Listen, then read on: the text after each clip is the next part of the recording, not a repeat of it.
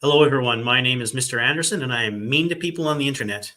I try to be polite about it, though. I just tend to ask people difficult questions and insist on the answers. You can think of my channel as kind of like a self defense course for getting into fights on the internet. On my channel, you'll find a lot of stuff to do with debate. I do a lot of post a bunch of my own debates. I do a lot of breakdowns and analysis. And when I'm very, very lucky, I get to do debate reviews with some of the lions of the young Earth creationist and evolution debate world. And I am such a lucky fellow tonight because I do have one such lion here with me, and that is Dr. Dan Stern Cardinal, PhD, biologist, evolutionary biologist, and YouTuber extraordinaire. His YouTube channel is Creation Myths, and he was very kind to join me tonight to talk about an excellent debate that he had recently with somebody from the Discovery Institute named Dr. Corey Luskin, with respect to a little subject called junk DNA. Hey, Dr. Dan, how are you doing? Hey, I'm great. I'm thrilled to be here and chat about this. That was a very kind introduction. Thank you. I appreciate it. It's Casey Luskin, but yeah, I'm Oh, just did I say Corey? yeah, I Casey. misspoke. Casey Luskin, my mistake. But yeah, I'm thrilled to be here. Thrilled to talk about this with you because as we'll talk about, I've consumed your content in terms of things you can do in debates to accomplish things in those debates, and I may or may not have utilized some of those things in this particular debate. So I'm really excited to be going over this with you. Oh, I'm excited too. So let's start by just talking about what junk DNA is and the shape of this kind of the larger debate before you got involved and before you got into it with Dr. Luskin himself. So I'm just going to say a couple of things, and I'm going to ask you whether I got it right, and you tell me whether how off base I am. Right. So people often refer to DNA as being like a blueprint or like a code or like a book the size of an encyclopedia. And these are all inexact analogies, but we're going to use a bunch of them anyway, so that lay people can understand what it is you did here, which, by the way, was beautiful. Um, so to understand junk DNA as a concept and why it matters to the creation evolution debate, I'm going to use the analogy of an encyclopedia. Now, the information in your genome is kind of like that. There's a lot of it, and it's kind of used like a reference book rather than being more like a story that you read cover to cover. Is that fair? Yeah, I actually like that. Yeah, you go in and you pick out the parts you need when you need them rather than just kind of end to end. Yeah. Yeah, I like that. Yeah. And we can separate the kinds of information that we find in the genome into sort of two main categories. There are the coding genes, which are, we could think of them as something akin to like the actual articles in the encyclopedia. And then there's the regulatory genes, which are more like, the table of contents and the page numbers and the headings and the index and see also sections, that sort of thing. They kind of tell you where to find the information you're looking for and when to start and stop reading, that sort of thing. Is that fair? I I'm down with this analogy so far. I like this. This is good. Yeah. Okay. So now, within the context of a creation versus evolution debate, creationists are rather wedded to the idea that God wrote this encyclopedia, and therefore he obviously did a good job, and pretty much all of it is useful in some way or another. And then, in contrast, you and the majority of the genetics community are saying that, like, large chunks, in fact, the vast majority of these articles are gibberish, but the table of contents is still good enough to like allow the reader to find the good articles, and the articles that do make sense are just like so good that this encyclopedia is still being shelved in every school library, and we're printing more copies by the day, right? Yeah, that's pretty much it. It's that you have the idea that a created or a designed genome should be highly functional. And therefore, if we find that genome that is 80, 90, almost 100%, where every nucleotide in that DNA sequence does a specific job, then that's indicative of creation rather than evolutionary processes. We expect evolutionary processes to be kind of messier and result in things that, yeah, there's parts of it that are important, that are functional, they do really important jobs. We need those parts. There's also parts of it that are kind of broken. They're the result of other processes that are undirected, and they're there. There's no cost to having them there, but they don't do an important job. They just kind of sit there, and maybe they do something or maybe they don't, but whatever they are or are not doing, it's not helping the cell in any like affirmative way, right? And we call Right. those regions junk DNA. And I will say that that this is something that's interesting in terms of a creationist argument for two reasons. One is that it's really kind of this weird bank shot because it kind of doesn't matter one way or the other in the grand scheme of things, right? Like, Mhm. there's nothing about evolution that precludes a genome that is highly functional. And in fact, that's what we see in a large number of organisms. We see what we call them very compact genomes, where it's really just the genes and the regulatory regions and that's it. And there's very little Mhm. junk. And you could also have a designed genome that has a bunch of non-functional stuff in it. And you could explain that in a bunch of ways. Like, we can't know, you'll hear creationists say, like, well, we don't know what God intended. And they'll also say, when you point out that a region is not functional, but it appears to be like a duplicate of another region, they'd be like, oh, well, that's like a backup copy, or that's like something that was put there so that it could become useful in the future. It's like, well, okay, if that works for this one small thing, why doesn't that work for most of the genome? So, like, Why is there it's a a very backup copy for the the brown hair gene, but not for the I can blink my eyes gene? right. It's a right, but it's like an inactivated thing, but it'll become active in the future. It's this kind of basically like there's nothing about a creationist perspective that precludes a genome that is either high or low function. In particular, the intelligent design creationists like Discovery Institute, they really like this idea of a highly functional genome because they think that is kind of consistent with what you would expect out of something that is designed. Yeah, fair enough. And from their perspective, then the rejoinder, of course, to the, no, there's big parts of it that are junk is that, well, look, just because you don't understand parts of that encyclopedia doesn't mean those parts aren't good, and that they aren't still helping the kids get good grades. You just don't know what they're for, right? That's a lot of what it is. And, spoiler, that's a lot of what happened in the debate was me being accused of making this argument from ignorance of, well, we don't know, therefore it's junk. But not what it is. It's not, we don't know, but it might still be doing something. The whole point is that we can look at it and biochemically evaluate it and see what it's doing or not doing. And then say it can be doing these sets of functions or it cannot be doing these sets of functions. Yeah. Now, what happened as a result of this debate is something rather special because you were able to force the Discovery Institute to admit something that, I mean, they've always known to be true, but which they very much swept under the rug. And now you've put it on blast and they're reeling. Tell us a little bit about how much back and forth you've seen from them over the last month and a half or so since the debate.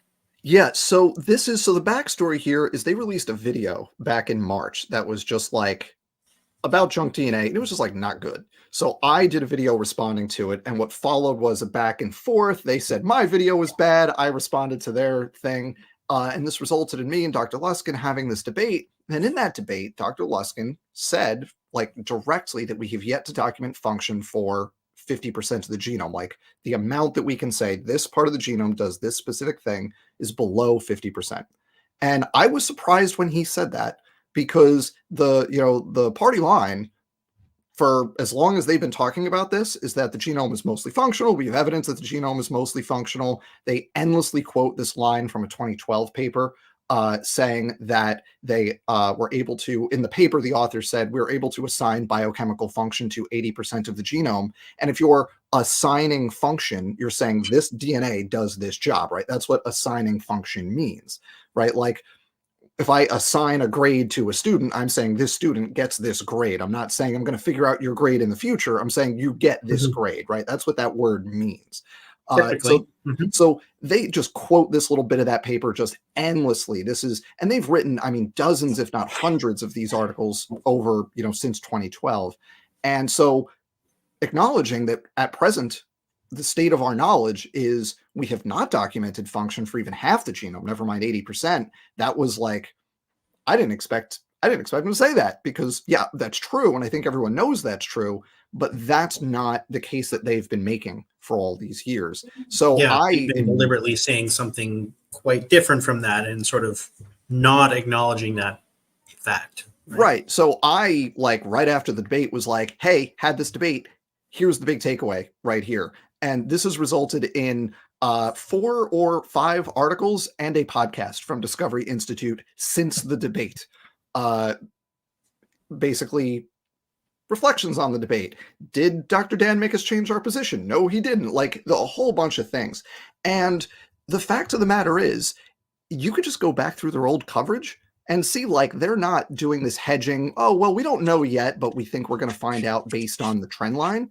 What they said in the past was, they've used the phrase over and over again, the myth of junk DNA and, the death of junk DNA. They've, like, very absolutist kind of claims surrounding this idea, making it very clear to a reader who is not, like, engaged in the field that this concept is not valid anymore.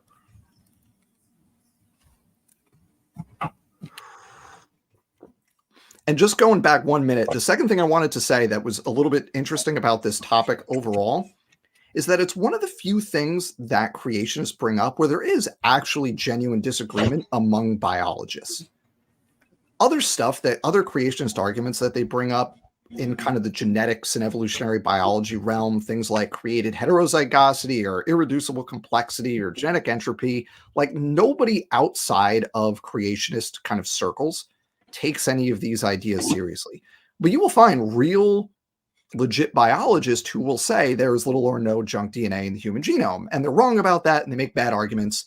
And it's, I think, clearly the case that there's quite a lot of junk DNA in the human genome. But that is just one interesting wrinkle to this. It is a kind of realm of creationist arguments where there is a genuine disagreement among real biologists.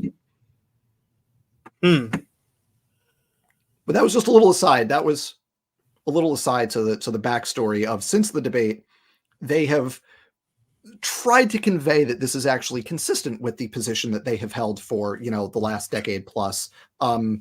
Which, if you go back through their work, it's not. And they can say that it is all they want, but the just as important as to whether or not they have always said it, is the fact that they are saying it now, right? And that you have this admission and that it's being sort of written into stone at this point, which is just completely beautiful. Right. They can't walk it back now, because now they've got 6 weeks of saying, not only is this our position currently, but this has been our position forever. So now they can't, next week, they can't start saying the myth of junk DNA. We've found that 80% of the genome. They can't say that again, because now, like, that ship has sailed. So now, ultimately, it doesn't matter whether they've always been saying it. They will always be saying now. They're stuck. Now Discovery Institute is stuck unless there's, like, significant research advances. And what they like to say, and what Casey said during the debate, and what people say since, is, well, the trajectory of the research is in favor of the idea that there's less junk DNA because we find new functions for things as research progresses. And that's true. Sure. But the current number that we're at is like 8 to 10% functional. And in fact, it's actually started to go back in the other direction, right? You had this 2012 paper that they said 80% of the genome is functional. And one of the authors of that paper at the time very famously said, and we expect that number to go to 100%. Since then, many of the authors of that paper have, like, walked that back, and they're now like 50%, we don't really know. And even though the percentages for a long time did increase, it's kind of topping out around 8 or 10%. And I think that number is going to keep going up. But you have to understand, it's not that, like, we look at 1% of the genome and we find an additional 1% functional. It's that we look at, parts of the genome, specific elements that take up 20% of the genome, and we find 1% function. Well, what about that other 19%? That now goes in the junk DNA bucket. It's not that we don't know, it's that we've looked and it's not there. Right. And that's one of the things that I was really repeatedly saying. during the debate that like Yeah. it's not a we don't know therefore it's junk argument. It's a no, we've looked thoroughly. It's not doing this whole list of things. Yeah. Well, so let's kind of break it down then, and let's talk a little bit about how you accomplish this feat from a sort of legal and technical perspective. So, just so we're not burying the lead here, I think, and you can tell me what you think. I think the key for you was this disambiguation between what is possible. This is what we were just talking about, between what is possible and what is plausible. And you argued so strongly about what was possible, and they had no good answer, that they had to pivot and maintain that none of your arguments proved such things were not possible, but only that they were not plausible given current understanding, and that therefore they remained possible. And then you had the wherewithal to sort of switch gears and accept that pivot and then turn it on its head, instead of doing this sort of more natural thing, which would be to insist on the argument that, no, darn it, it's not possible, right? You just sort of Yeah, took the just go with it. admission. It was like jujitsu, right? You took the admission that for the majority of the genome, chalking it up to non-gibberish, that we just don't understand is not plausible, and just take the win, Yeah, and right? so And oh, go go ahead. ahead, finish. No, after you. I was going to say, so this is the thing that one of the things I've been hammering since the debate, in addition to the we don't know, a function for a certain threshold. The other thing is that, and I said this during the debate, is, well, there could be function there. And I said, yeah, there could be function there, but okay, now it's your job, people who are saying there's function, to tell me what those functions are going to be, because we can characterize those parts of the genome. And background, a little biology for everybody. So the fraction of the genome that I really focused on, which was 92% of the genome, is what we call unconstrained.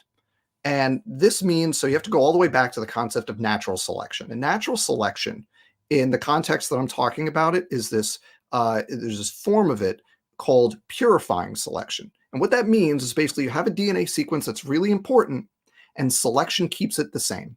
If it changes, that's bad. So the individuals that experience the mutations that change it, they tend to have fewer kids on average, or they die, or whatever, right? So those changes tend to decrease in frequency, and the sequences that stay the same are the ones that kind of persist in that population, right? So that's Right. It's not the typical kind of natural selection that we think about, where it's like a mutation arises, which is beneficial, right. and then it propagates and spreads through the population. Here Exactly. we're talking about the reverse, basically, where a mutation pops up and it gives you cancer and you die. And Right. it's We're like saying that gene has to keep popping up. It doesn't spread through the population because the people who carry it die. right. It's basically, you're already, if it ain't broke, don't fix it, right? You're already basically Mhm. optimal for this sequence. You have to keep it that way if you want to, succeed. So what Mhm. we see is selection against changes. And about 8% of the genome exists in that way, where the sequence, the A's, T's, C's, and G's really matter. And we can Mhm. document that if they change, there's a cost to that. So those changes are selected against, and that's purifying selection. And we say that 8% of the genome is constrained. Now, if you want Those to are the say, good articles in the encyclopedia. If you screw like the with those ones, really, then the kids aren't going to read it, and then you they'll got a throw that problem. copy Yeah, away. that's gonna be like George Washington, right? Like that's when the elementary schooler goes to like write their paper, like those are the ones they're gonna go to. So you Yeah. need that chunk. Now, if you're Mhm. gonna say the genome is 80, 90, 95% functional, you better tell me what the rest of that genome is doing, right? That other 92%. So Casey's saying, okay, you can't say it's not functional. You're saying it's not doing X, Y, or Z because it's missing these particular sequence hallmarks. You can't say it's not functional. You're right. I can't say it's not doing anything important, but whatever it's doing, the sequence doesn't matter. We know that that's the case. So what I asked during the debate a couple of times and have been asking repeatedly since Yeah. is, okay, so what is it doing? You tell me, because you're the one making the claim that all this stuff is functional. So you tell me what it's doing. And I Yeah. specifically, there was a moment in the debate where I asked Casey, said, give me a function that doesn't require a specific sequence. And he I went remember. 2 or 3 minutes and just did not answer. And I said, I hopefully we will have time to talk about that very moment, because I have it. I okay, have the cool. timestamp. And then But and then Go ahead. The thing is, though, the critical thing is he finally did get around to saying, and now I'm going to answer your question. And then he gave me a list of functions that require specific sequences. That's not an answer to the question, dude. That's already accounted for in the 8%. That's not going to work for the 92%. So that was I think that's kind of the thing you're referring to here, where it's like, you don't know. You're right. You tell me, right? That was kind of the switch. And yeah, I've asked multiple times, and they have responded to things that I have said and written since the debate while ignoring every instance of me asking that question. And that is when you know you've got a good question. What's the answer, fellas? When they refuse to answer, right? Yeah. Like, as you go forward, if every time you get a debate where you've got an outstanding question and that other side has got homework and they're not getting back to you, you've got something. Yeah. You got something good. So, and and so from a technical perspective, I think the bulk of the heavy lifting, because like the thing that I want to make clear for people is that, like, although you were surprised that you got that admission, it did not come out of nowhere. Like it came, you forced it. Like, I'm not sure how much you realized, like, that the reason he said that was because of you. It was not an unforced error. It was an error. It was a forced error. I'm happy to take credit for that. Well, I will lay it out for you, and I will lay out the argument. You can tell me whether you think I'm right at the end. Yeah, go for it. Because I want to hear your interpretation of this, because I have an idea of why he said that, but I want to hear your interpretation of it, because I don't know if I buy my interpretation. Well, I mean, I think the bulk of the heavy lifting here in terms of your corralling him and setting this guy up was actually done in your presentation at the start, which is really unusual in a debate. But the presentation was very compelling, and the argument was just so well laid out that it kind of became incumbent on Luskin to deal with it. And then you kept kind of referring back to it and going back over and over again in your response, which was well done. And he kind of, it really kind of drove the debate. It drove the agenda. And that was kind of the first thing, I think, that really kind of set it off. And, I was the kind of, well, we'll get into the next bit of it, but let's kind of talk about this. So just to make sure that everybody's on the same page before we dive deep, let's talk about kind of some of the main points. So you say 90% of the genome doesn't do anything that we can think of. And we know that because A, we know what the things are that do things, and these ain't it. It's not it. Yeah. B, like, we know what things that do things look like, and these don't look like those things. And C, if they were going to be things that mattered, then they would be subject to purifying selection, which means that they're not going to change over time, which means we'd all have them. We'd all have the same ones. And for 92% of the genome, we don't. It varies. What we can document for that 92% is that the way we describe it kind of in terms of genetics is we say that it accumulates mutations at the neutral rate, right? It's just, there's no selection for or against mutations when they occur in these regions. They just kind of accumulate with, there's no it's not accelerated because it's adaptive. It's not slower because it's purifying. It's just, they happen at whatever rate they happen, and that's the rate at which they build up in there.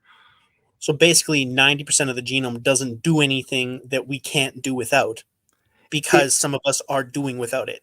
It's that there's basically all of these important functions that we talk about, whether you're a protein coding gene, an RNA gene that makes RNA that does something but not a protein. It's a regulatory sequence, like you mentioned earlier. And you could have kind of second order regulatory sequences where it's this piece of DNA binds to this protein and then that complex does something, right? There's a bunch of different ways different bits of DNA can interact with each other.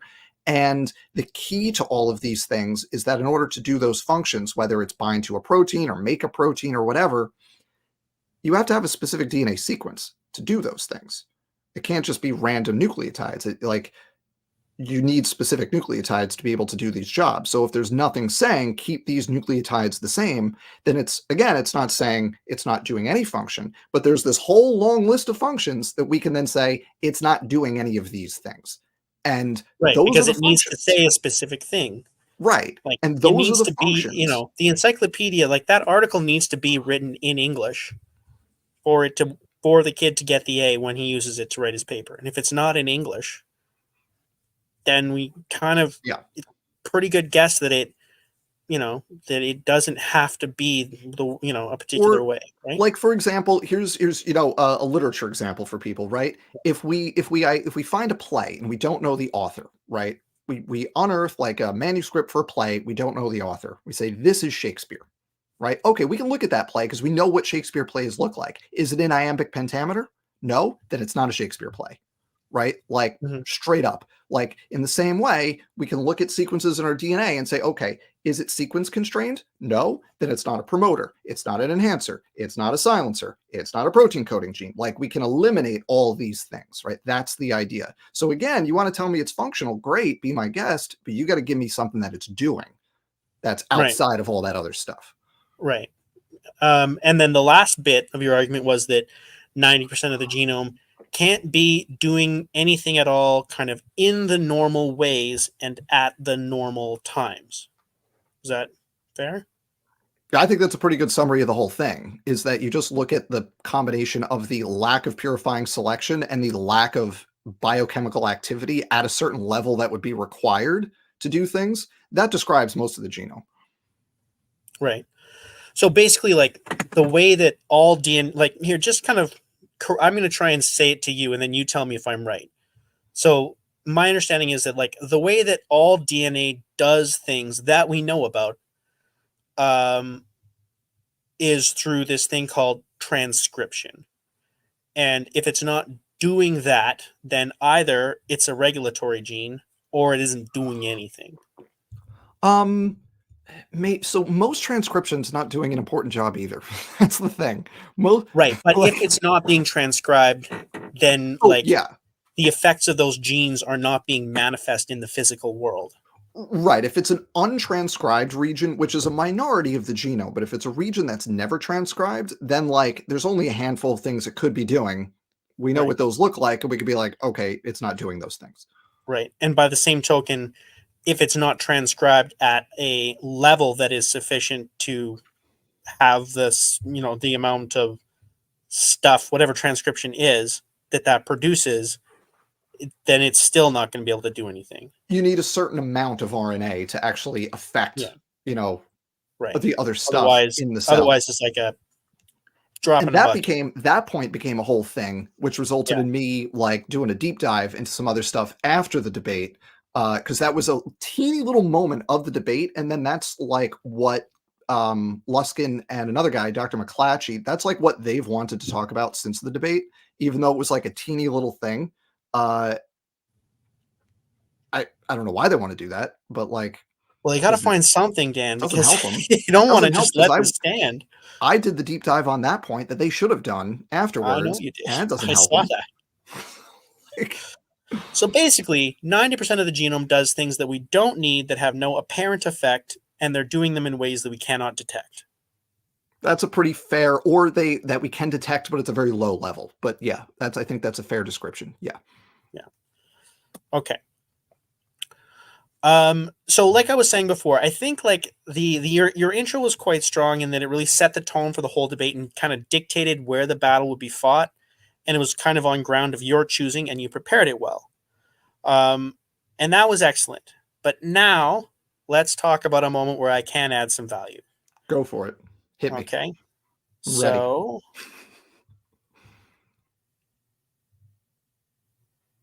I'm going to share my screen here.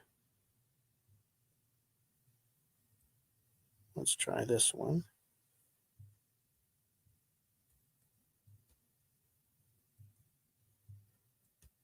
Come on, you.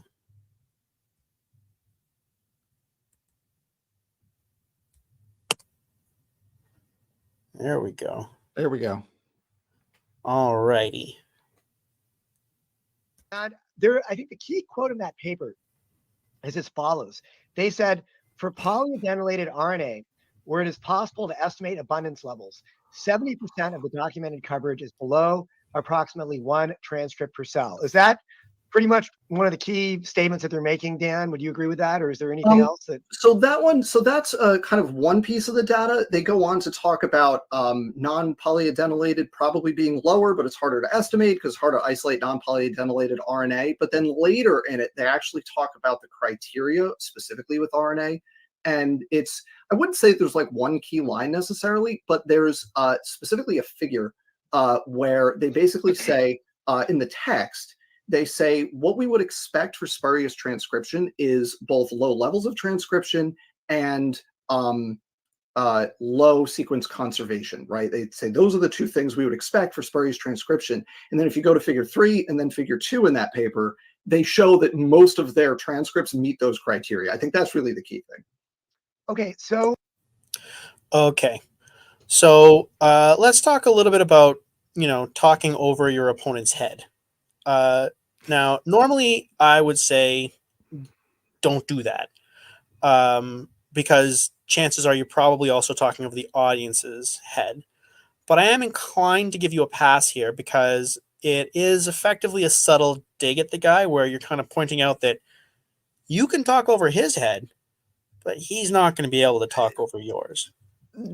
So two things going on here. One, he's obviously trying to pin me down on this like one line. And like, no, we're not going to do that. We're not going to, like, my argument is not this one line. It's a combination of a bunch of things. And the second thing is that second bit about like, there's this specific line where they say this, and then you look at figure 3 and you look at figure 2, and there were, to do it that way was a very conscious decision. And I would love to hear if you thought it was a good decision or not, but this was a conscious decision with two audiences' mind. And one audience was the audience, and the other audience was Casey. And the point that I wanted to convey to both of them, in addition to just like, no, this is a more complete argument than what Casey is portraying, the point I want to get across is, don't play this game with me. I know this paper better than you do. Don't play this game with me. Yeah, I think that came across, right? Where you were like, no, there's, it's this figure and this figure, and you have to look at these things. And, it was pretty clear that like, yeah. And that's why I kind of give you a bit of a pass on that, where I'd say like, normally I would say, try and be more accessible. Mm-hmm. But here I think that's kind of an exception where you can do that. I mean, as long as you get away with it. Right. That was an intentional brushback pitch is what that was. Yeah, I kind of guessed. So let's see how he responds. Oh, hang on. Let me just.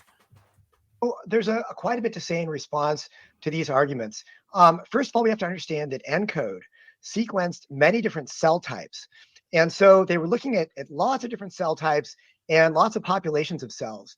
And so it's very difficult often to catch a particular genetic element in action. Okay, so this is actually one of the things that ENCODE talked about. They only actually studied 147 cell types, but there are thousands of different cell types in the human body, and many genetic elements are only active at certain stages of the cell cycle or certain stages of the life cycle. So you might have pause for a second. "quote unquote" junk DNA element, non-coding element, which people who watch these videos at 2 times speed are going to lose their minds right now.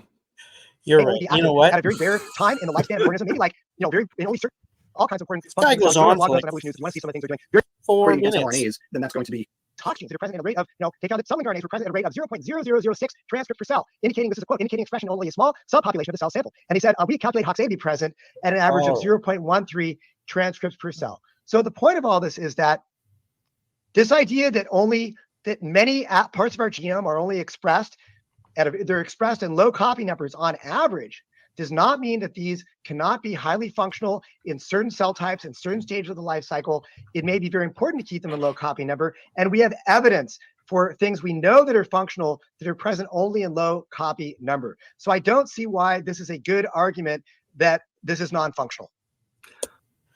Okay. So now we have a problem because he has deployed a word salad to combat 4 minutes. Your point. Yeah. About low transcription. Yeah, Um, and for anyone who didn't watch the complete debate or whose eyes may have like glazed over slightly at various points, his point is that the numbers reported for like how much of the RNA you have fractions of the RNA, which implies that it's an average, right? Which means if you survey a bunch of cell types, you could have one that's really high and the rest are very low, and you get a very low average, even though it could be high in certain contexts, right? That's the argument he's making here. And yeah, he I made said the that. analogy. He stole this from Richard Feynman, I'm pretty sure, that like, so the average, US population, number of kids per household is 2.4 children. Right. But nobody has 0.4 of a child because children come in lumps. So you only have 2 children or 3 children or 1 child. But you could have 10 couples having no children and then 1 couple having 30 children, and you would still get to 2.4 as an average. And maybe that's what's going on here. Basically, yeah. Yeah. And you said that really fast, and I said that really fast, and he took like 4 minutes to say it. Yeah, 6 actually. Okay, so let's talk about how to respond to that. So first, I just want to give everybody a little bit of background. What are transcriptions? Okay, so that's just basically when you take your piece of DNA and an enzyme comes in and makes a piece of RNA based on the sequence of that DNA, that piece of RNA is called a transcript, right? So that's one transcript. And what we're going on here is this paper that we're talking about, they provided data saying that for most RNA molecules in the cell, for that specific sequence of RNA, the amount of that RNA that's present, it's on average, as Casey's describing it, less than 1 of those specific pieces of RNA per cell at any given time. And we're talking out of hundreds of thousands to millions of pieces of RNA that are present at any given time. So if you have a piece of RNA that's present at a frequency of 1 out of 500,000 or 1 out of a million, right? The idea is that's having a very small effect, if any, on the physiology of that cell. Okay. Let's kind of, because you're just talking to some dumb lawyer here, right? So let's just kind of dumb this down. Let's use our encyclopedia analogy. So the kids at the school, there's an encyclopedia in the library. The kids at the school, the goal is for them to get good grades. Now so they go to the library and they're taking notes from the encyclopedia. The encyclopedia is the DNA. And when they take notes to do their homework, that's the RNA. And sometimes they're going to be taking notes on the George Washington article, for example. Now, if we were to go into the school at any given time and check all of the notes from all of the kids in that school, on average, we would find 1 note on George Washington when we check.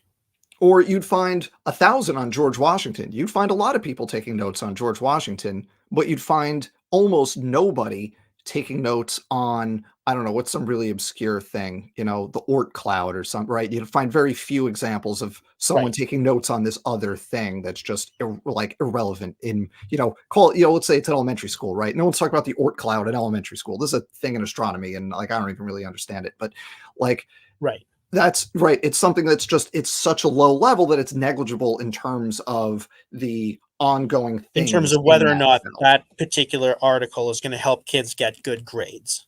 Yeah. Probably exactly. It's not doing much because only 1 kid in the whole school has a single note on the Oort cloud. Right. That one weird kid who's really into astronomy that reads these books, in there that was me, by the way. I was that weird kid, right? So you look at my notes and I've got stuff in there that's weird stuff, but nobody else is doing that. So if you lost that piece of the encyclopedia, what does that really matter in terms of the knowledge that the kids are gaining, right? That's the idea. Right. It's such a small amount, it's a negligible impact. Right. Okay. I think that makes sense. Okay, so let's just jump to your response. Actually, you know what? Your response is pretty much right here. Yeah, I think it's right. Okay, because it was short. A lot to cover there. There's a couple things I want to say briefly, and then I want to go back to a bunch of stuff where I think we agree.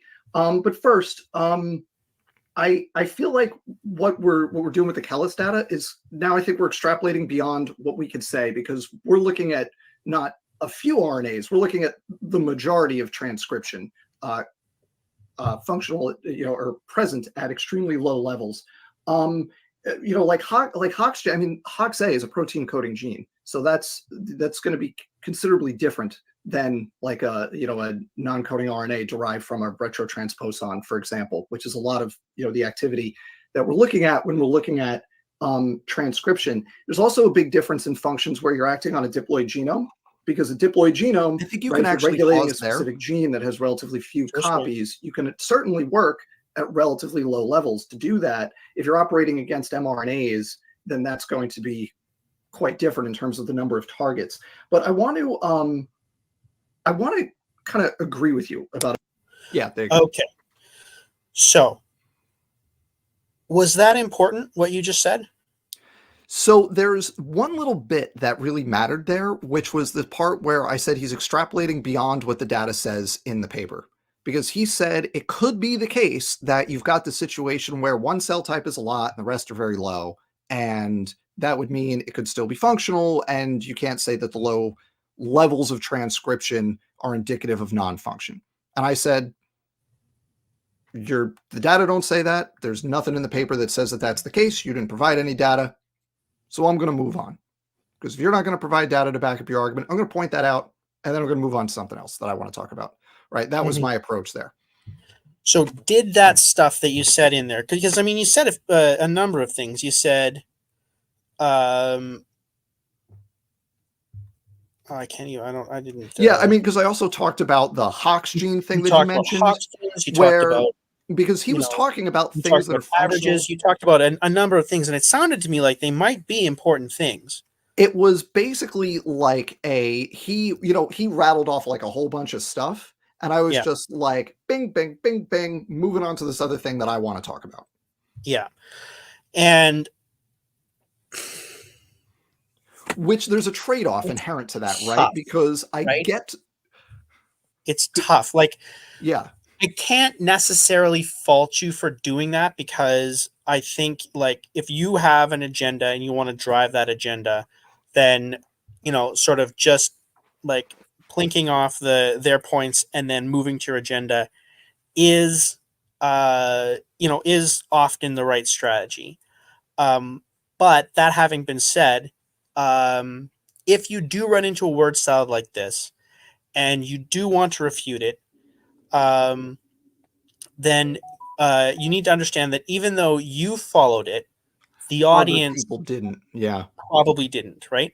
So what you need to do, if you do, and again, like I said, you know what, given what you just told me about how you made that deliberate choice, I'm not going to fault you for making that choice, because I think that was a reasonable choice to make. But let's pretend for a moment that you decided to refute that word salad.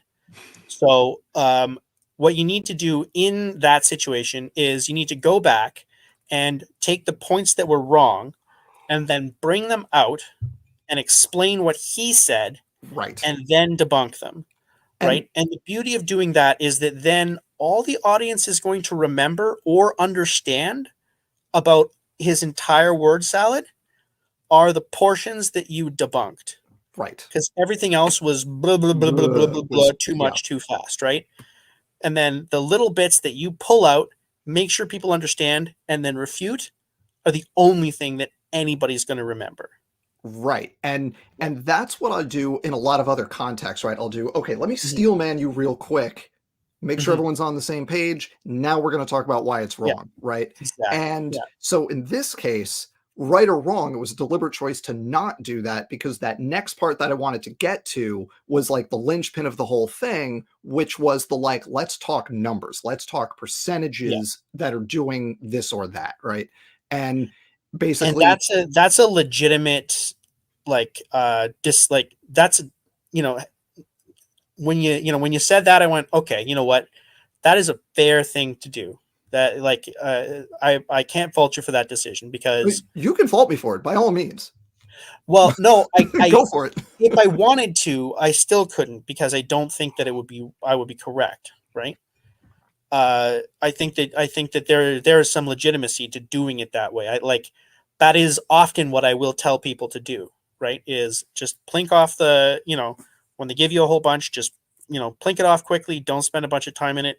Get back to your point. You're driving the bus. You've got an agenda. Right? That's right. That's the key, because what we get into here, if I'm going to go point by point through that, now we get into a problem with the BS asymmetry principle, right? Because he rattled all that stuff off in 6 minutes. It would take me twice that long to make it make sense and then explain why it's wrong.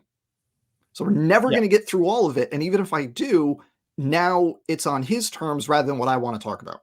And I'll tell you, I came in there with notes. I came in there with a specific agenda, and it's right at this part where I'm like, okay, I want to go through these numbers with you. And kind of what turned out to be really important was the next thing here, when I asked him a very specific question. And well, you know what? Let's move on then, because the next thing that you do here is something that I really like. So let's take a look. A bunch of the DNA, and actually, if I may, what I'm going to do is I'm going to change sides during this debate. I'm going to, you know what? I'm going to be on your side. I'm going to try to get the amount of function in the genome as high as possible. Okay. So what inspired you to take that approach? Because here's the thing. I've done this. I have had this conversation before with this was a couple of years ago. I had Dr. Fuzz Rana on. He is now the director of Reasons to Believe. I actually had him on the day before he became the president. I think he was the vice president, and then Hugh Ross retired, and then he became the president. I had him on my channel. It was 2 summers ago. And it was the day before he was to officially start as president. And he's I'll just say, Dr. Rana, super nice guy. And here's a dude who is the president of this. It's an old earth creationist, kind of organization. And he took the time to talk to some rando, and at the time I probably had 4,000 subscribers. And he talked to me for an hour about junk DNA, and we had a really good conversation. One of the things we did was I just want to pick your brain and go through and where do you land on this? What number do you have? And let's look at the parts of the genome. And coming into this, I know you can do that. And I actually have a book on my shelf right there by Larry Moran called What's in Your Genome? And there's a table in there where he does this exercise where he tallies up all the parts. And you do this exercise with the numbers, and you get 8 to 10% functional, 12, maybe 15 if you're absurdly generous. So I said, all right, let's work together, Casey. Let's switch sides and get that number as high as we can. Let's tally up all those parts of the genome, and you're going to tell me what the numbers are, and we're going to see how high we can count here, because there's no way you can get anywhere near even 30%, in an honest way. So I'm saying, let's do it. Let's put your money where your mouth is. You're saying it's, whatever number it is, you pick the number. And this was almost a trick that, it's one of the TV shows I like to watch is, Fool Us with Penn and Teller, where they have magicians come in and do the tricks. And one of the things that's really, that you have to explain is when a magician does a trick where they have the other party pick some of the parameters of that trick, right? So I actually had that in mind for this, which is kind of a silly thing to be thinking out in this context, but it's here's the deck. You pick the card. You can look at the cards. You can pick any card you want. You're going to pick the card, and we're going to do the trick according to the card that you pick, Casey. Yeah. What number do you want to pick? You decide. You can go and say it's 80%, which would be really impressive if we can hit 80%. Or you can make your job really easy and say the number's 15%. We're going to hit 15%, no problem. But either way, no matter what number he picks, I'm going to win, because either it's really low and it's easy to hit that number, and they say, okay, but what about the rest? Or it's really high and there's no way we're going to hit that number. Yeah. Yeah. So, so what happens now is that you guys go through now for a while, and you do this. And number one, you're driving the conversation. Number two, it's very hard for him to fight you because you're on his side. And then number three, the function just doesn't go up as fast as he wants it to or needs it to, and he runs out of sources. Run out of stuff. You start tallying these numbers. This is 20% of the genome. This is 8% of the genome. This is 12%, right? You run out all of a sudden you've eaten half the genome and your functional fraction has gone up like 3%. Yeah. Yeah. And that's if you want to play this bit, this I think turned out to be like the most important piece here.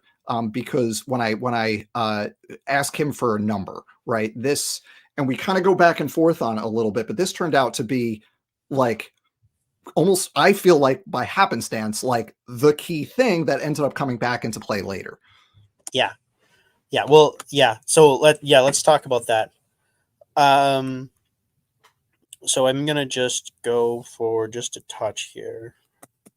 Oops.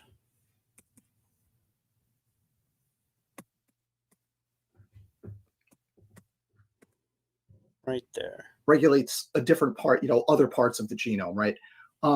So what I want to ask you is what kind of number do you land on in terms of how much of the human genome is functional versus how much of that is junk?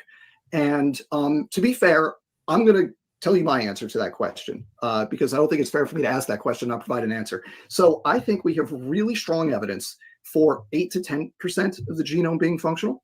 And I think if you are really generous, you could stretch that to 20 and maybe you could get over 20%. Maybe you could get to 25%. So I would be willing for this conversation to say that you could say 25% of the genome functional, 75% of the genome non-functional. That's where I'm at. 25 helps the cell do its thing. 75% does not.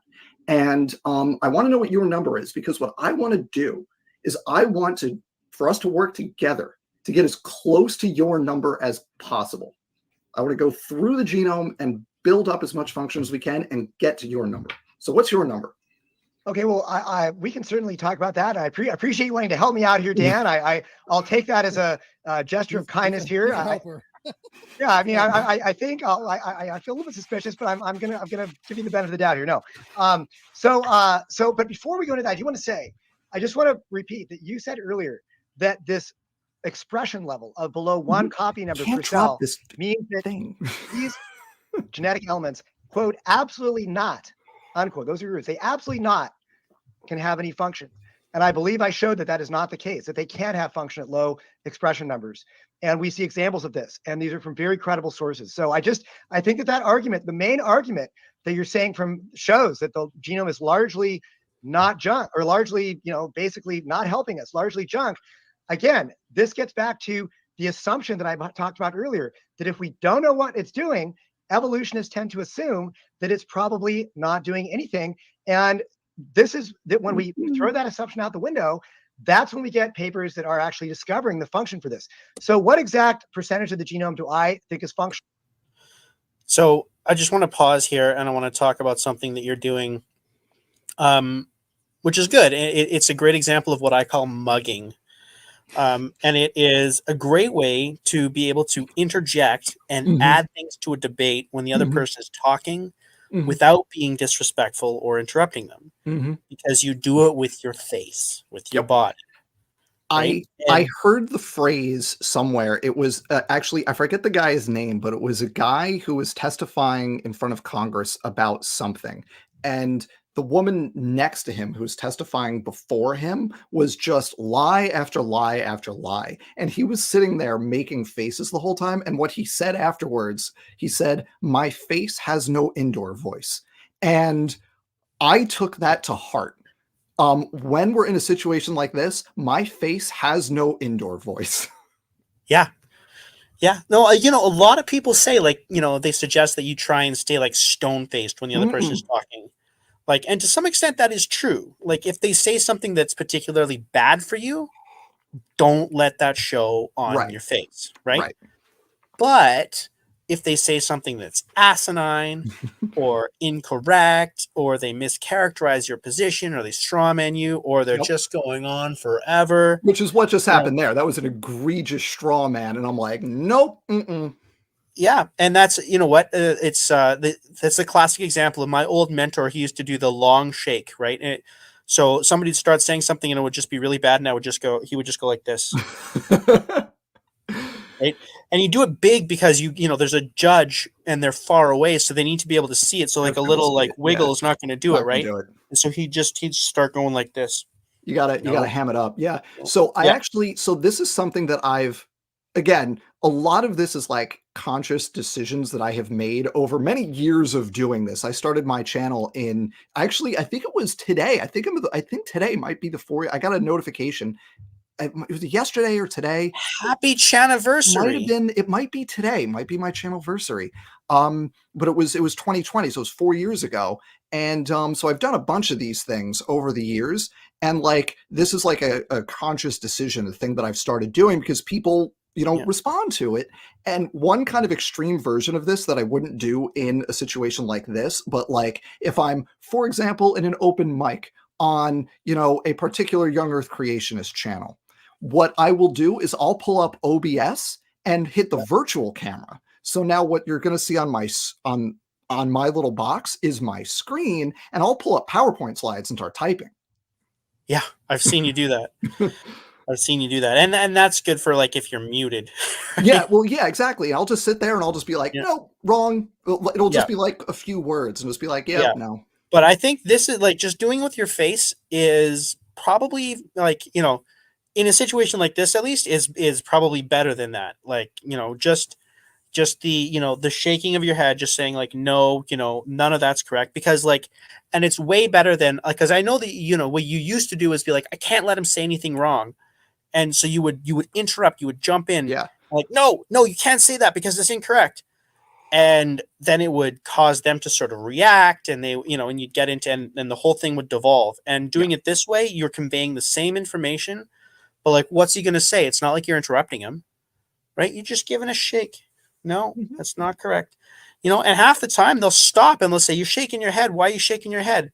And you'll say, because that's a gross mischaracterization of my position, or, sometimes like he's going on, and you just kind of, Yeah, see, you're the real lawyer. Saying it that way, that's a gross mischaracterization of my position. So you're the real lawyer here, and I'm in my head, of course, I've got my cousin Vinny and everything that guy just said. Right, is that's bullshit. Right. Yeah. But I wanted to pull that out, or so I'm going to jump ahead now to 5230 because this guy does again. It takes us forever to actually get an answer, but we do get. Well, no, you don't get an answer. I don't get an answer, but I get a line in the sand at least. You get. Well, yeah. So here's what happens. All right. Well, so let me rather than try to pry for a specific number, then let me just.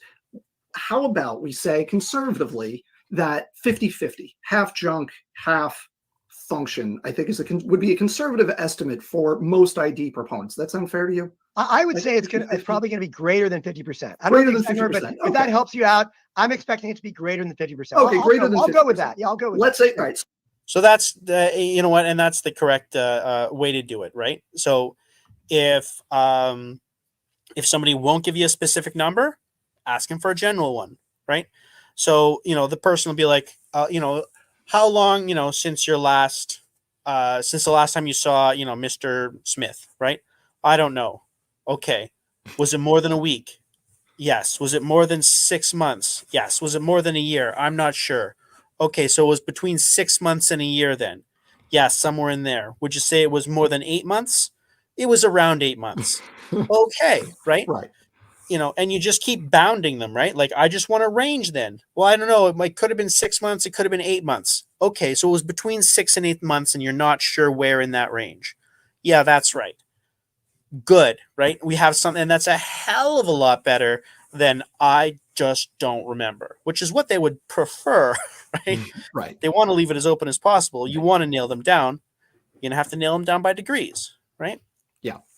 And I will say with this 50%, kind of an arbitrary number here. It was like any number would have worked, but it's the kind of thing where I don't want to say 80% because I already told him what we're going to do, right?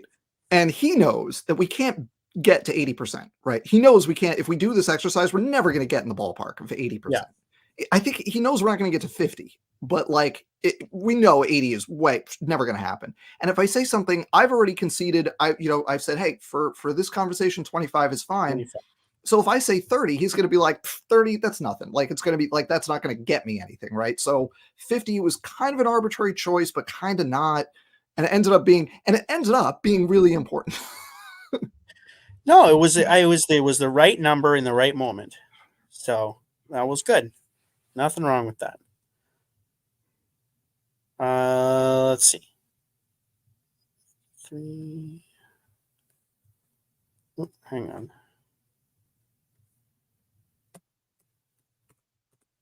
Let's go to here. Down. I'm going to provide some data to that effect in just a minute. But let's start with the stuff we agree with first, because I bet we'll disagree about that. So I'm going to go through just real quick. So that was just a little subtle one, but I liked it because that's what you do when somebody says a bunch. Because like I jumped forward like a minute, he said a bunch of crap, right? And you said just basically, so I disagree with that. We're not getting into it. Let's focus on what we do agree on, right? Because again, you want to drive your bus. You don't want to get sidetracked in all of the jibber jabber that he said. Like, that's good. And now so you're staying on track. And there's also a point to doing it this way, because by getting him to build up to a specific number with me, yeah, we're saying, okay, we agree, right? And then we get to a point at some point, eventually, right? The goal of this exercise, which gets derailed, but like that's beyond the point. The goal of the exercise would be to get to a point where we no longer agree, but now we've already established, like we've checked a whole bunch of boxes of like what things are doing. So now we're like, okay, if we've looked in a whole bunch of places and we know that Spot is not under the bed and Spot is not inside the piano. So instead of starting at 100% and me having to argue him down, we're starting at 0 and arguing up. And then it at some point becomes very difficult to argue further up, right? And that's the ball's then in his court for that job. It's his job to do that instead of mine to get it down. Yep. No, I like it. I like it. And yeah, I mean, it's also in general. So like, here's a piece of sort of general advice for any of the viewers watching, is that whenever you're doing something like this and you're going after somebody that you know you're going to disagree on, ask them all the questions that they will say yes to and that they will agree to first before you start asking them the ones that you know that they will fight you on, because that way you'll get the ones that they will agree to. If you start with the hard ones, the ones they're not going to agree to, first of all, at the start of the fight, they have the most energy and they will fight you the hardest, right? And secondly, then once they've got their heels set, now you're not even going to get admissions to the things that you would have gotten admissions to otherwise, right? So lay that groundwork first, get the things you can agree on when you can get them, which is going to be at the start before you've shown yourself to be the bastard that you are, right? I'm nice. You're very nice. Very nice. You were very nice in this conversation. Very nice. I have no like criticism in terms of like the niceness. Niceness works and is very effective. And I know people like, I'm fairly confrontational and intense when I do, a cross examination, right? And like there's a lot of like tension and pressure and like people get nervous when they're talking to me and they say stuff for that reason, right? But that's not the only way to do it. And you're doing very well with nice. And I know some amazing cross examiners who would charm the birds out of the trees and get such damaging. Like I know this one woman, and she's just she's older now. She was a looker back in her day, but smart as a whip. Like don't underestimate her at your peril, right? And she would sit down in front of like these, especially like engineers or doctors or older guys, rich guys. And, she'd just like look interested, and be asking what, if you thought about it, were very incisive questions, but just with like a, like Oh, look tell of me about wonder on this. her face, right? Like, Yeah. just tell me the ways of the Force, master, right? Uh-huh. And then it would just become like verbal diarrhea, and these guys would just spew all of their secrets onto this table because this like, pretty intelligent, like interested, Yeah. engaging Uh-huh. woman was asking them questions, and then they walk out and their lawyer was like, if he could, he'd have been kicking them under the table. And sometimes they do, which you're not Shut allowed to up. do. Shut up, shut up, shut up, shut up. Right? And just spew it all over, and they walk out and they think they had a wonderful conversation with this nice young lady. And they right? sold the farm. Yeah. They just turfed their $1 million case, Mhm. And that's kind of what happened to this guy with you. I mean, you're not We'll that get good there. looking, We'll but get there. It's a journey. all right, let's just, speaking of journeys, let's jump ahead here. Oops. That's no good. What just happened?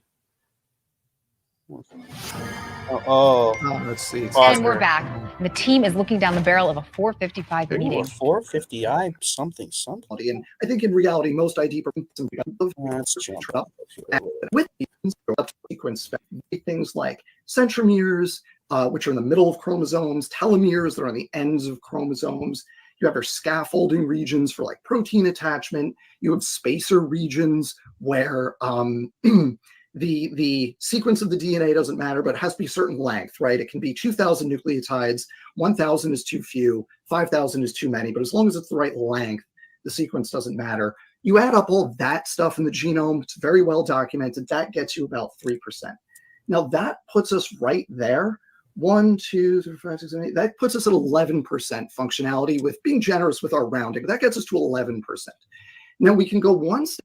So the interesting thing here is that now I don't love, personally from my perspective, how much you let Luskin kind of ramble on, right? Like I would have cut him off sooner and been like, that's very interesting, sir, but you didn't need like 2 minutes into that 6-minute run. Yeah. I'd have been like, I just want a number. Just say a number, right? One word, a number. Say it. Say a number. Right? 5, 20? Yeah, Something. just any number. Say any number. But you're just rambling, right? That's what I would have done. But you did it a little differently, and you kind of let him go. And now it's paying dividends, though, right? It's working for you. And it's one thing I wanted to bring out is that, I appreciate that you have watched a bunch of my videos and you've incorporated, and I can tell you've incorporated lots of the things that I do, but you've made it your own style, right? And it's like, to be good, you don't have to be me, right? You can do it your own way. And the way that you did it was you let him talk, and that then gave you license to lecture. Now it's my turn. Now I've got stuff that I want to say, and I'm going to take my time to say it. Yeah. Yeah. And so now, because you've given him that, you haven't shown your impatience, right? You then kind of get this sort of moral license, provided it's the right person, right? This wouldn't work with Darth Dawkins. Oh, of course. Yeah. No. Right. Because he would, just cut you off, right? Like, yeah. But with the right person, it gives you that moral license, and you needed that moral license because even with this guy, if you had been the way I would be, he wouldn't let you talk. Mm-hmm. But you were generous with your time, and so he is. And so now, essentially, what's happened is that you had your opening, and then now you're getting a second or third and fourth, and fifth opening where we're now basically going through the science, and you're taking long stretches of time to lay out science and argument and stuff like that. And he's letting you do it. Right. And that's why. Right.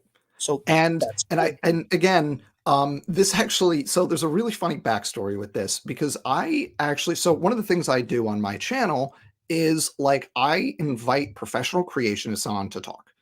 I've had Michael Behe on a couple times, Sal Cordova a bunch of times, Dr. James Carter, not Rob Carter. Rob Carter said no, but James Carter came on one time. Fuzz Rana, Charles Jackson. I've had a bunch of legit professional creationists on, and we have these conversations, and it's always very pleasant conversations. And the only person that ever left feeling I think a little bit sore about it was James Carter. He didn't think that he feels like I kind of ambushed him on the topic a little bit, which is ironic because he picked the topic for that chat.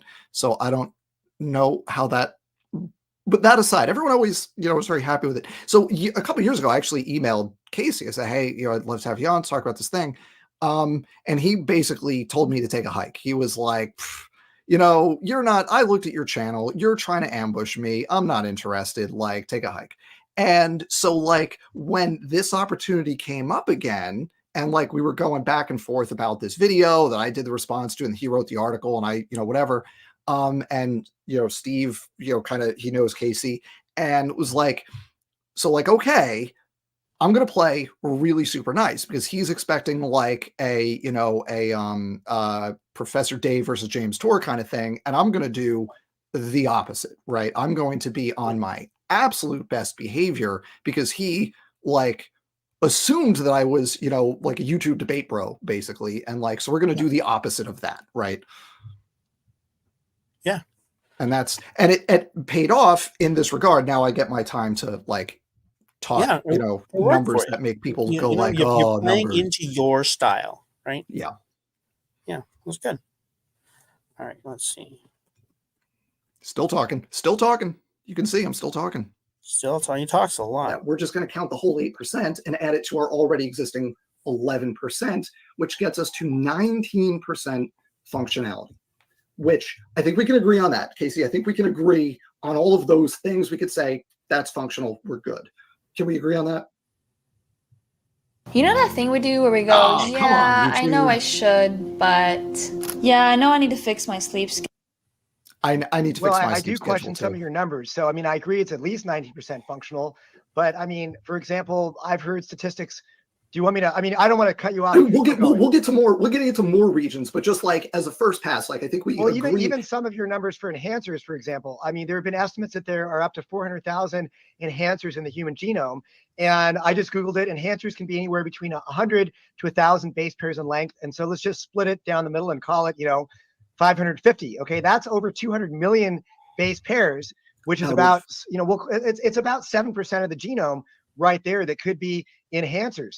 If you go with, out of our 3 billion base pairs of the haploid genome. So, I think that, or half, the coding strands. So I would say that I don't know if I fully assent to all of your numbers there. Some of them I probably do. Right, some of them I think that we are dealing with cases where this is what we know at the present time, and there's a lot more yet to be discovered, and we're still discovering what these genetic elements are doing. I'm good with it. Fine. Let's make it. Like I said, I'm here to help you. Let's get this number as high as possible. We're making that 7%. All right. So but it's not just enhancers. I mean, I think that there's a lot of examples of. We'll get there. We'll get there. We don't know. Anyway, let's keep going because the rest of the genome, we know what it's made of, and the question is it functional, right? So we've got our retrotransposons are about 45% of the genome. These are RNA-based kind of copy and paste little things that just move around the genome. You get your DNA transposon. So I like this bit here. The reason I wanted to bring this forward is so you did a good thing. You're like, okay, so we're 19%. You're building consensus. We're at 19%. Do we agree on that? And he quibbles. And it's like, why are you quibbling? Like, do we agree on 19% as a minimum? Yeah, we agree on 19%, but I want more. And, like, it would have been so easy to be like, look, let's go through it again. I'll walk you through it again, right? Let me walk you through it again. This is how much you get. And you're like, no, you know what? Which other ones do you want, right? Which other ones of my numbers do you think should be higher? We'll go back. You want 7% instead of what did I have? 5 there? Yeah, we'll change it. So you're at 21 now or whatever, right? Yeah. And then so you just like you take his objections. You're like, yeah, no problem. Let's keep the conversation moving forward because again, you have a plan. We know where this is going to go, and he knows where this is going to go, right? Yeah. Well, you and I know at least. Yeah. Well, I think he does too. I think he knows what the. I think he might have an idea, and then that's why he's like, I want off this bus, right? And you're like, no, sit down. Let me just close that door for you. Have a nice seat. Look at that cushy seat right there. And he's like, no, I want off the bus. I have to pee. I have, it's something, anything to get off this bus. And you're just like, no, we're pulling back onto the Going. interstate. Off we go. Right? There's a toilet in the back. You can use that one. Right? So then you talk for like the next 5 minutes. No, great. we're just gonna go. I'm just gonna give you numbers. And this is a thing that I do that I know I do, and some people fall asleep. But like I like having numbers for things. I like it. Yeah. Is it tactically the greatest thing to do? No, because you definitely lose some of your audience when you're just like numbers. But I like having numbers to hang my hat on. No, I mean, look, numbers are good because they're concrete, right? They're concrete. They're, they're specific. And so that's good, right? Okay. Hang on a second. Now I think here's one of my favorite moments here. Oh, come on. Michelin innovates on the road and far beyond. Tens of thousands of peer-reviewed papers that have found function for non-coding DNA. At what point would there be enough papers for you to say, okay, look, the trend line of the data shows that my default assumption that this is probably junk, I shouldn't use that default assumption. Even if I think that there's some evidence there for it, this assumption ought to be very dubious. At what point would you be willing to question that assumption? Okay. Right there. Here's what I want to know. Did you predict that question would be asked of you? No, I did not predict that question was coming. Did you have an answer prepared for it? I don't think the question was like how many papers, I think was the specific question, was how many papers would it take to get you to agree that whatever level of fun. Wait, that was what he asked? Yeah, I didn't have a specific. Yeah, he asked it in kind of a funny way, right? But I think what he was saying was, is there anything that would convince you, right? It's the standard, Right. Is there anything would convince you? What would it take for you to say, you know what, maybe there's more function here than we expect? Right. It was, and he framed it in terms of number of papers, I think, because just the day before the debate, Discovery Institute on their blog put up a piece where they listed like 800 papers that they said, refute junk DNA or whatever, right? So, so that was the framing. He says that, and then he tries again, like in a minute, or 5 minutes maybe. And he's making different versions of this argument from ignorance, argument from ignorance, argument from ignorance. Did you predict that? Yes, because I actually said that in my opening. In my opening, there was a whole bit where it's like, here are the arguments I'm not making. Yeah. Right. And one of them was, it's not an argument from ignorance. It's not, we don't know, therefore. It's based on specific knowledge that allows us to make this determination. Right. So that one I had in my pocket because I actually had that in the opening, and then he's saying, no, this is what you're doing. And the whole time, I'm just like, no, I'm not. Wait a minute. You had that. You had an argument in your pocket. You scripted something. Well played, sir. Well played. This is a reference to a recent video, folks. Dr. Dan and I had a very friendly go around about whether or not it was appropriate to have any sort of prepared scripted responses that you can pull out of your back pocket, when the time is right. And Dr. Dan took the position that is not good technique. And I said, nah, sometimes it's okay. Well, so the specific thing with the scripting is like, I have the same word for word. This is what I'm going to say anytime this topic comes up is the thing, right? That's what, yeah. But yeah, I did have this. I anticipated this one was gonna make an appearance, and I addressed it preemptively, and then he does it anyway. Yeah. I'm like, okay, well, I already, Yeah, no, and I think that's exactly what you should do. I agree with you. Yeah, it's counter scripting, right? It's, I know this shot is coming. I am going to prepare the response. Just like a boxer will drill like the counterpunch to a particular attack, and so he'll know. I mean, he's still boxing the whole time, right? But, when he comes in and he sees that guy dip his shoulder, like, well, so I know a punch is coming and I know exactly how I'm going to respond, and it's going to be this combination, right? Right. But then this question right here where you paused it was not that. This question was just like I was like, like that one I didn't do that for this particular one. Well, that's fair. That's fair. Yeah. Well, let's get back. Let's jump ahead then to a different question. This is going to be your question.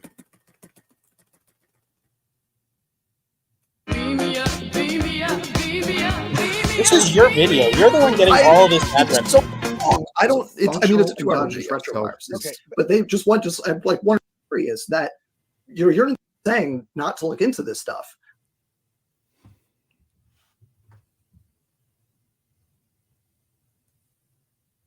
All right. I'm saying for the stuff that we have well characterized and looked into, we can make very confident judgment calls about its ability to do these purported functions. But you've been saying it could do this, it could have this other thing. So let me ask you, what specific No, hold on, functions? Wait, hang on. No, let me just finish the question. What specific functions could these sequences be doing that do not require sequence specificity? I'm going to get to that in a minute. I want to. Yeah, right. He is. Mm-hmm. Yeah. That's a good question. And I would have gone about it a little bit like, I think that you get a lot of mileage out of it the way that you do it, right?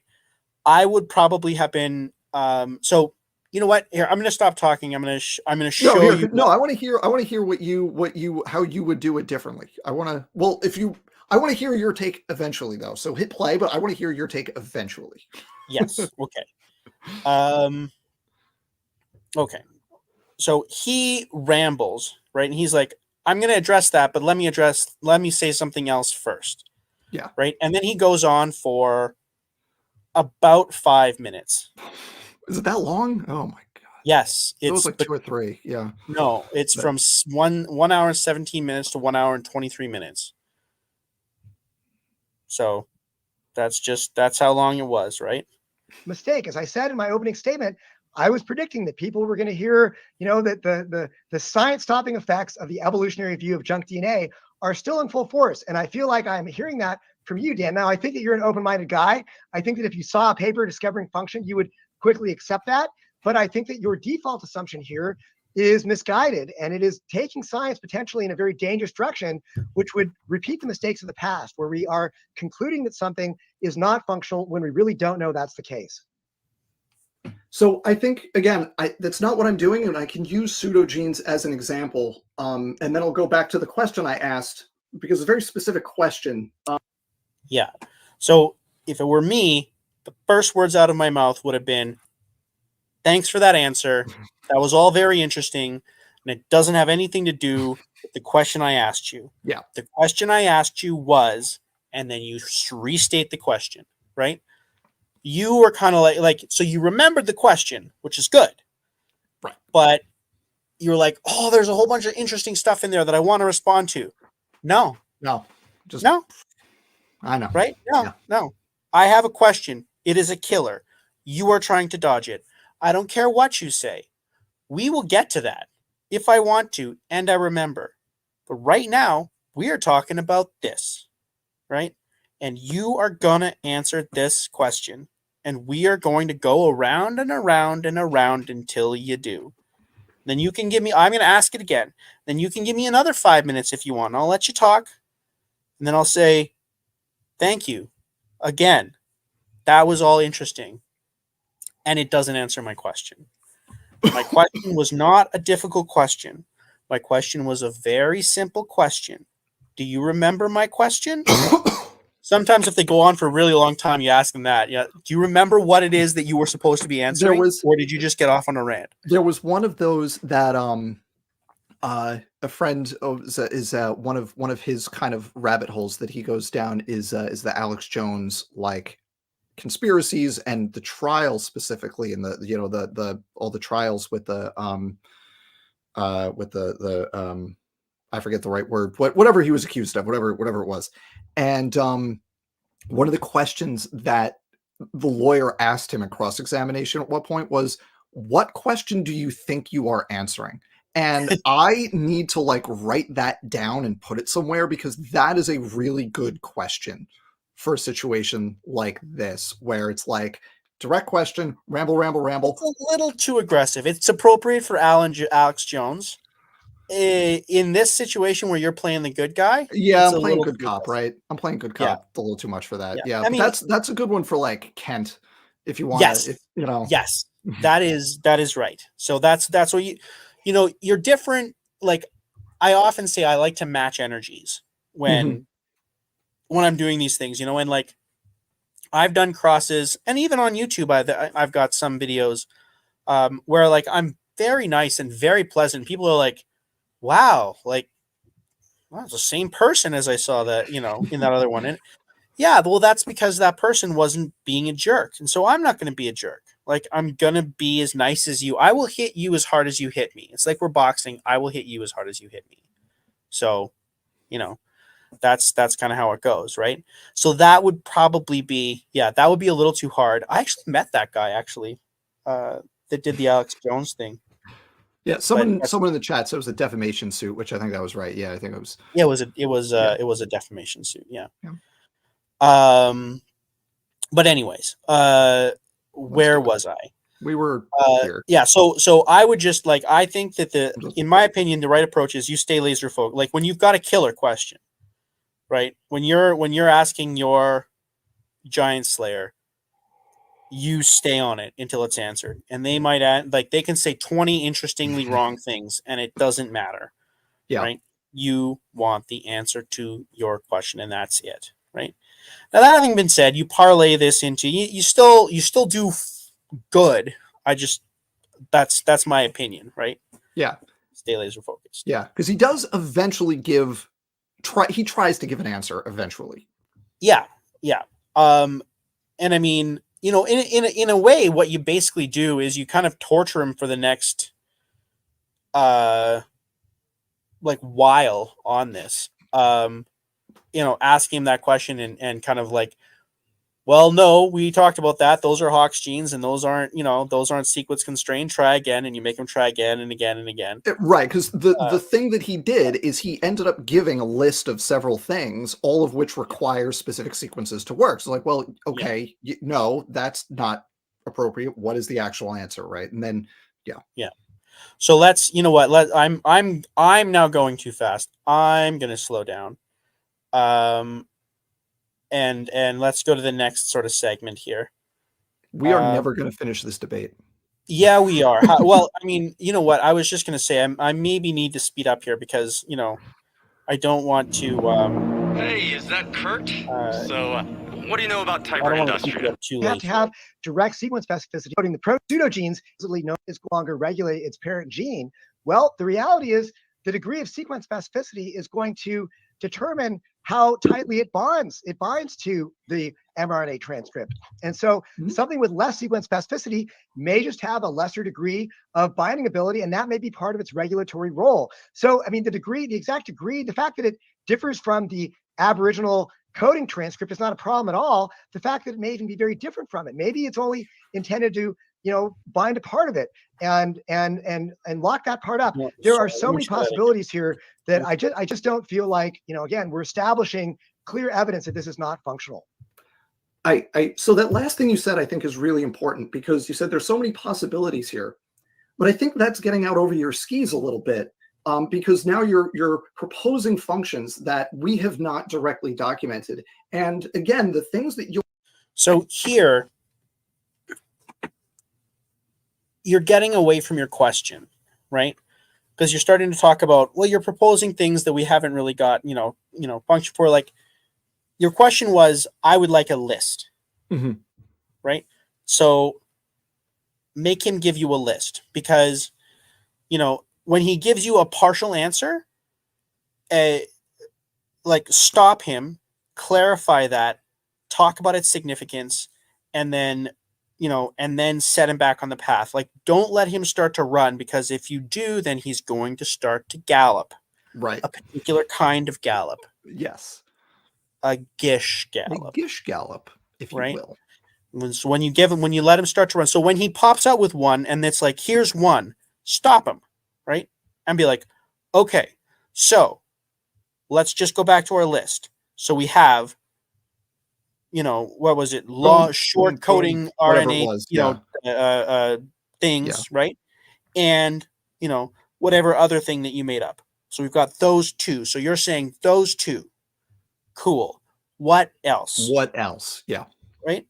And then, you know, he comes up with something. Okay. So the first thing, the second thing, the third thing. Anything else? He comes up with something else. Okay. Great. I got 4 now. Anything else, right? And just continue to, and he'll run out. He'll run out faster than you expect, right? He's on the spot too, right? But you know what? You still make a lot of hay out of this, and he goes with something, and then you kind of shoot it down, and you go on like this for like about the next hour, just torturing him with this question. It can't be that long, but it was a solid chunk of like, here's an answer. No, this can't be an answer. Here's an answer. That can't be an answer. Look, Yeah. it's 1:27:37. Okay. And then we are getting near it's the not end. an hour. You're right. Yeah. It's another half an hour. Because closings, because there was like a Q&A after our little brief closings. So no, you're right. You're right. so It there wasn't was- an hour. yeah. It was half an hour. You torture him for the next half an hour. I don't know if torture's the right word. Like I said, I was nice and It like was very we all had pleasant torture. it was very pleasant torture.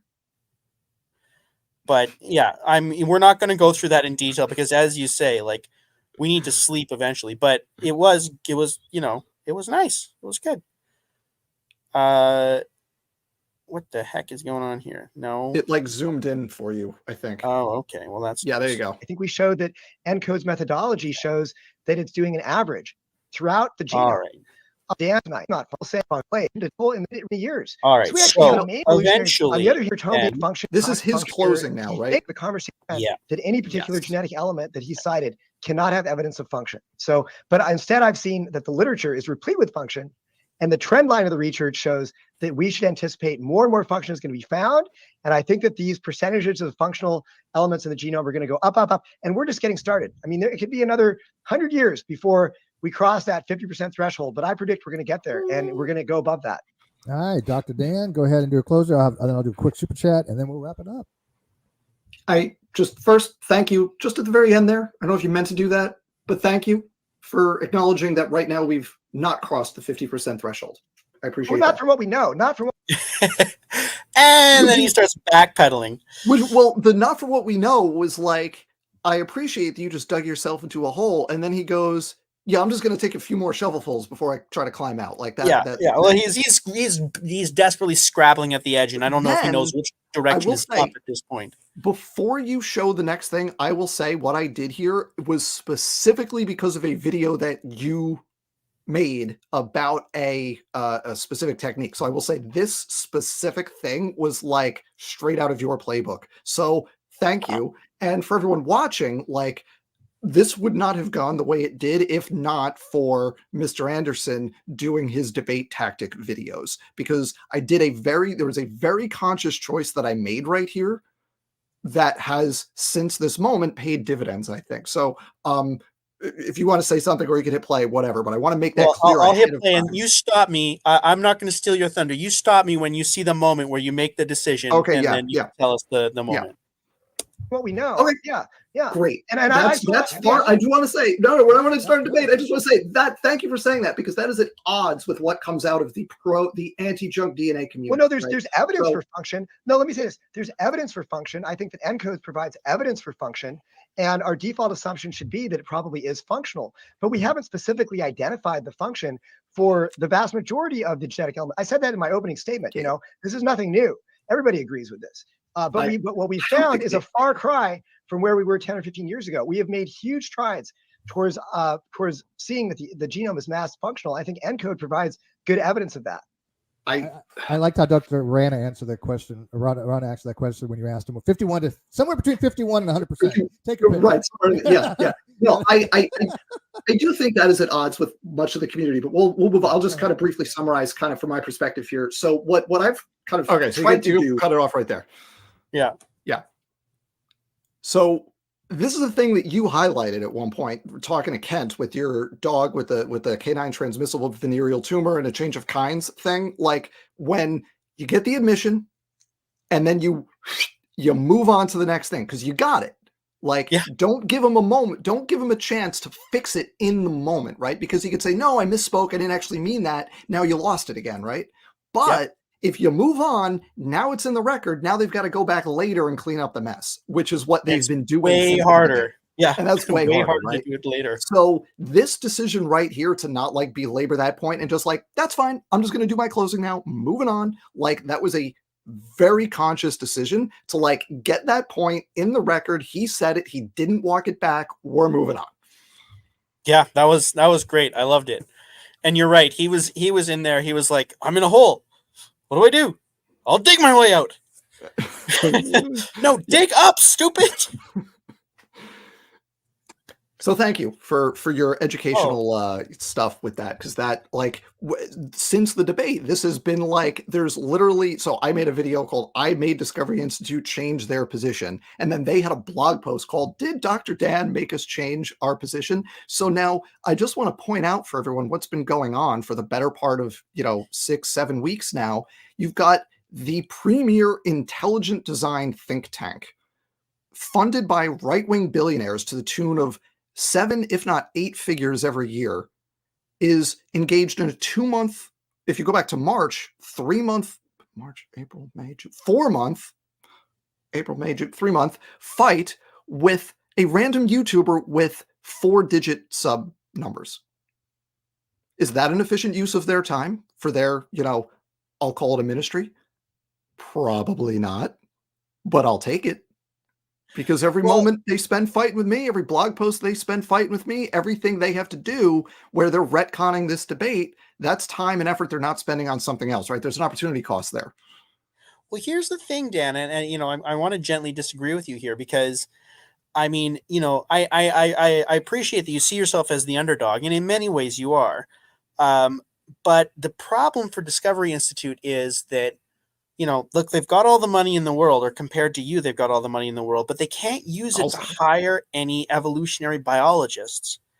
And so it's like if you're in like there's a war, and one side has all this money, but it can't buy bullets or guns, right? Like nobody will sell them to them.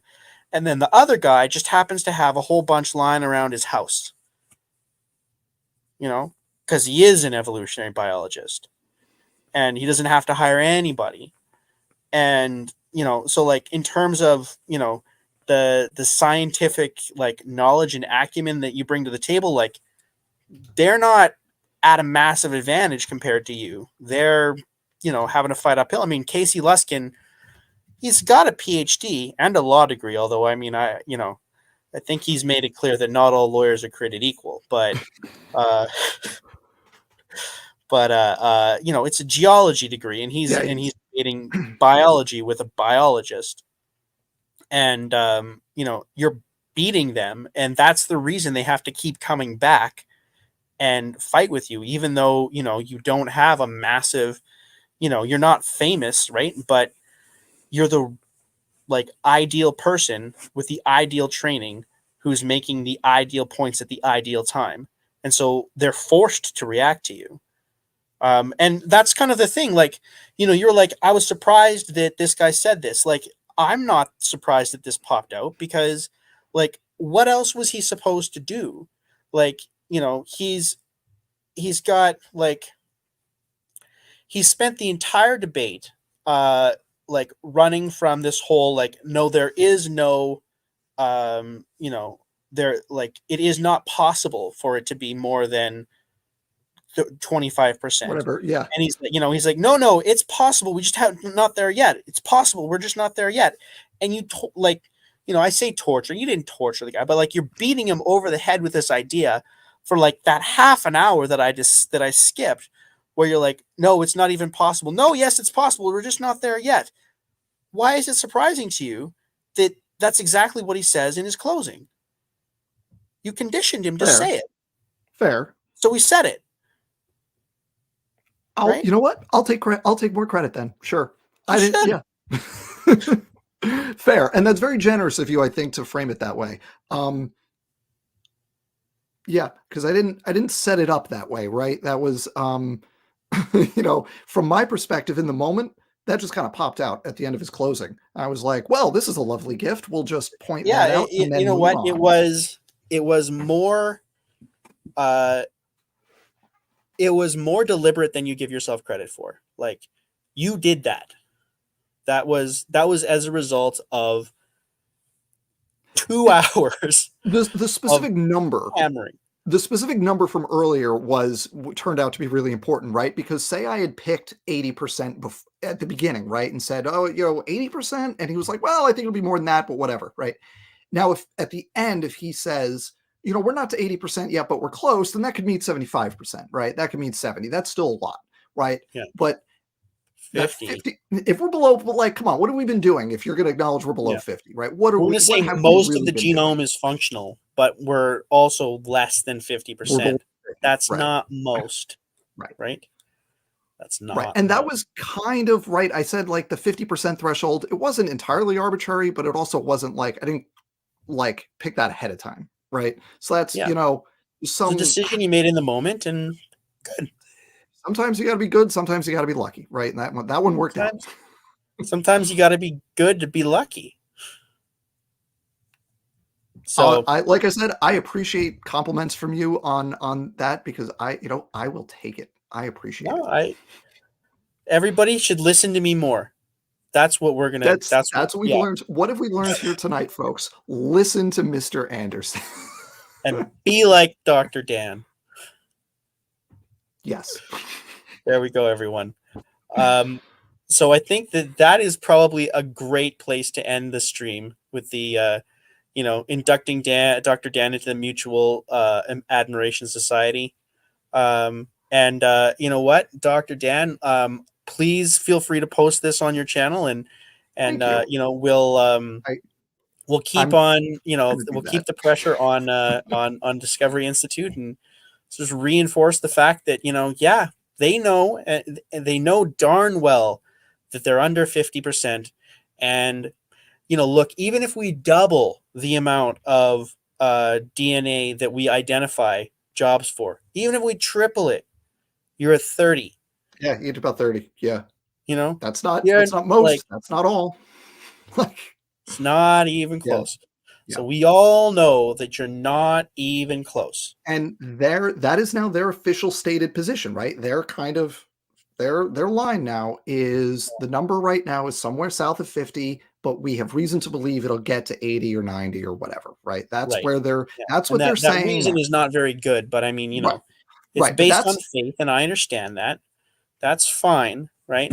But the fact of the matter is that as of now, as of everything we know, everything we can think of, you're not at 50, right? And the rest of the genome, the stuff that you're going to have to think of, has to be stuff that doesn't do anything. That we can't. It has to be stuff that we don't need, that doesn't do anything as far as we can tell, in any kind of way that we can perceive. Or at a very low level, right? Some of it is low level activity, but maybe we can't perceive it yet. That was like a whole spin-off series to this whole thing, was me actually going to that other paper where the one paper got their data from, and it turns out it wasn't actually averages, and they reported each. It was a whole thing. Oh yeah, that was anyone who wants like the deep dive on this, I literally have a playlist on my channel of everything like in this saga of Discovery Institute and junk DNA, including the whole debate, lead up to the debate. It's lovely, you guys.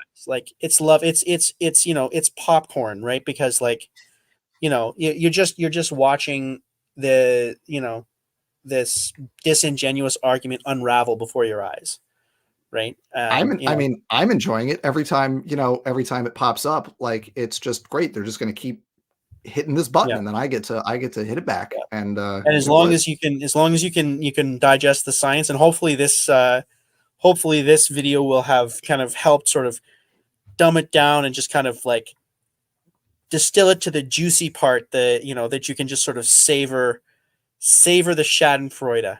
Yeah. And one of my goals here, it's not just I'm not doing this. I'll say I'm not doing this just for fun. It is fun, but I'm doing it because I want other people to have ammunition, right? I want everybody who watches this or watches my other videos on this topic, goes through the debate and the back and forth that I've had with Discovery Institute. You now have, a new argument, right? We collectively have a new anti-creationist argument in our arsenal, right? Every time this comes up, Discovery Institute doesn't agree with that number. They always cite this 80% number. Discovery Institute doesn't agree with that. We haven't found 80% function. They said it's less than 50. They said they've always said that. Why are you saying it, other creationist? Even Discovery Institute disagrees with you, right? We now have this in our pocket to pull out as necessary, which use it, everybody. You see stuff about junk DNA in the wild. Now we have a response ready to go from creationists. Rock on. All right, you guys, that is it for us. Thank you once again to Dr. Dan of Creation Myths. Everybody go subscribe to Creation Myths if you haven't done so already. And if you're here and you haven't subscribed to Mr. Anderson, what are you doing? Subscribe to him and share him around, because like more people should see his stuff. It's great. Thank you very much. And please hit that like button before you go. We'll talk to you later, guys.